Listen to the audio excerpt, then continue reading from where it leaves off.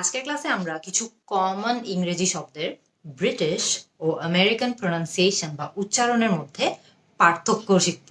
আপনাদের সাথে কি এমন কখনো হয়েছে যে কিছু কিছু শব্দের আপনারা 2-3 ধরনের উচ্চারণ দেখেছেন এবং অনেক কনফিউজড হয়ে গিয়েছিলেন যে এটা কারেক্ট নাকি ওইটা ঠিক, নাকি এটা ভুল নাকি এটা ঠিক?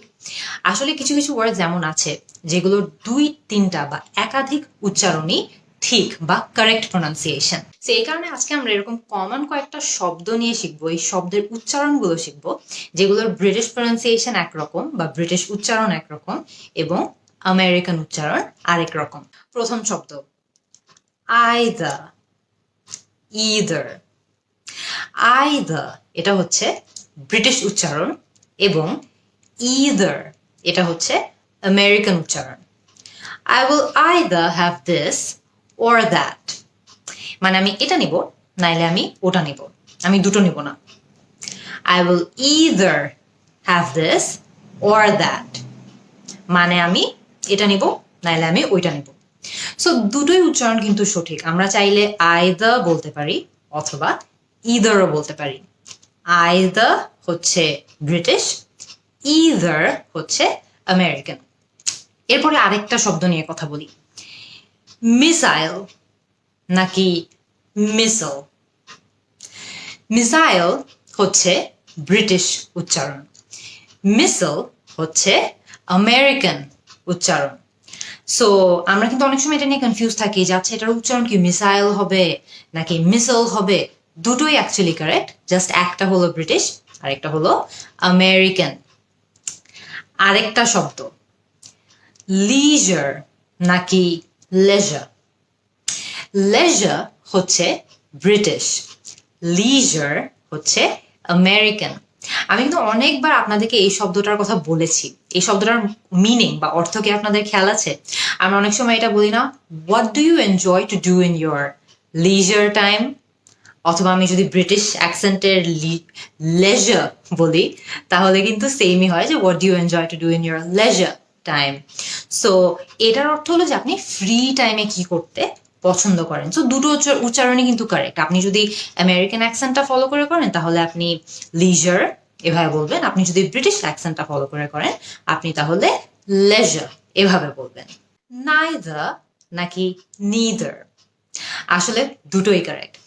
নাইদার এটা হচ্ছে ব্রিটিশ উচ্চারণ, নিদার এটা হচ্ছে আমেরিকান উচ্চারণ। I will neither have this nor that, মানে আমি এটাও নিব না ওইটাও নিব না। I will neither have this nor that, এটাও নিব না ওটাও নিব না। দুটো উচ্চারণই কারেক্ট। আগেন একটা হলো ব্রিটিশ উচ্চারণ আর একটা হলো আমেরিকান উচ্চারণ। আরেকটা কমন শব্দ যেটার উচ্চারণ নিয়ে আমরা অনেক সময় অনেক আনসার্টেন থাকি, ফেব্রুয়ারি নাকি ফেব্রুয়ারি। ফেব্রুয়ারি হলো ব্রিটিশ উচ্চারণ, ফেব্রুয়ারি হলো আমেরিকান উচ্চারণ। আমরা সবসময় ফেব্রুয়ারি কোনটা কারেক্ট হবে এটা নিয়ে একটু কনফিউজ থাকি, কিন্তু আজকে কিন্তু আমরা জেনে নিলাম যে দুটো উচ্চারণই কারেক্ট, একটা ব্রিটিশ একটা আমেরিকান। সেমি নাকি সেমাই, দুটোই কারেক্ট। সেমি হলো ব্রিটিশ উচ্চারণ এবং সেমাই হলো আমেরিকান উচ্চারণ। It's a semicircle, British. It's a semicircle, American. আরেকটা শব্দ যেটার উচ্চারণ নিয়ে আমরা অনেক সময় অনেক কনফিউজ থাকি, schedule নাকি schedule, দুটোই কারেক্ট। schedule হলো ব্রিটিশ, schedule হলো আমেরিকান। এখন থেকে কিন্তু আপনারা যে অ্যাকসেন্টটা ইউজ করতে চাচ্ছেন সেটা অনুযায়ী আপনি দুটোই ইউজ করতে পারেন, কারণ দুটো উচ্চারণই কিন্তু কারেক্ট। আরেকটা কমন শব্দ যেটার ব্রিটিশ এবং আমেরিকান উচ্চারণ একটু ভিন্ন, ভিটামিন নাকি ভাইটামিন। ভিটামিন হলো ব্রিটিশ উচ্চারণ, you need to take some vitamin C, British. Vitamin, you need to take some vitamin C, তখন হয়ে যায় ওটা আমেরিকান। খেয়াল করে দেখবেন দুটোই কিন্তু কারেক্ট, কিন্তু আপনি যেই অ্যাকসেন্টটা ইউজ করতে চাচ্ছেন সেটা অনুযায়ী আপনারটা পাল্টায় নিলেই হবে। গ্যারেজ নাকি garage, দুটাই correct. My car is in the garage, British. My car is in the garage, American. So again খেয়াল করে দেখবেন দুটোই কিন্তু উচ্চারণ কারেক্ট। আপনি যেটা ইউজ করতে চাচ্ছেন বা যে অ্যাকসেন্ট ফলো করে করতে চাচ্ছেন সেটা ফলো করে করলেই হচ্ছে। লাস্ট একটা খুবই কমন ওয়ার্ডের ব্রিটিশ এবং আমেরিকান উচ্চারণ কিন্তু আমরা খুবই কমনলি জানি এবং কমনলি এটা নিয়ে একটু কনফিউজডও হই। এই ওয়ার্ডটা কি জানেন? ওয়াটার। ওয়াটার আমি যদি এভাবে বলি এটা কিন্তু আমেরিকান উচ্চারণ হয়। ব্রিটিশরা এটাকে কিভাবে বলেন জানেন? এটা একটু একটু কঠিন, কিন্তু এটা কিন্তু খুবই ফেমাস। ব্রিটিশরা এটাকে ওয়াটার এভাবে বলে।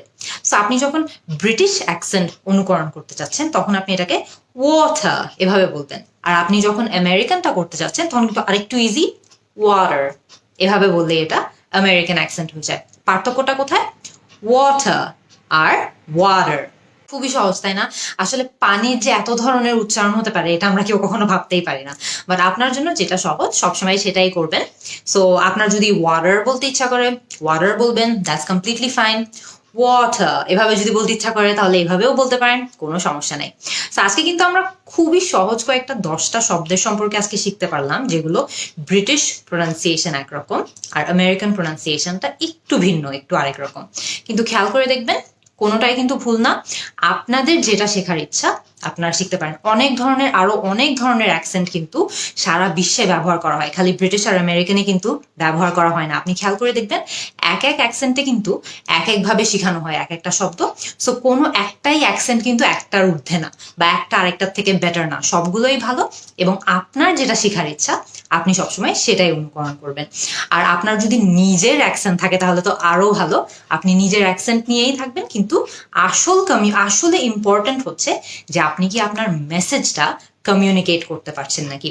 এরকম আরো অনেক শব্দ আছে যেগুলো কিন্তু ব্রিটিশ অ্যাকসেন্টে আমেরিকান অ্যাকসেন্টে এক একভাবে উচ্চারণ করা হয়, একটা আরেকটার থেকে একটু ভিন্ন। আপনারা আমাকে কমেন্ট সেকশনে জানান আর কি কি শব্দ আপনাদের জানা আছে যেগুলোর এরকম উচ্চারণ এক এক অ্যাকসেন্টে এক এক রকম হয়, এবং সেগুলোর উচ্চারণগুলো আমাকে কমেন্ট সেকশনে জানান। আমি আপনাদের সবার শব্দগুলো দেখার জন্য অপেক্ষায় থাকবো। See you in the next class.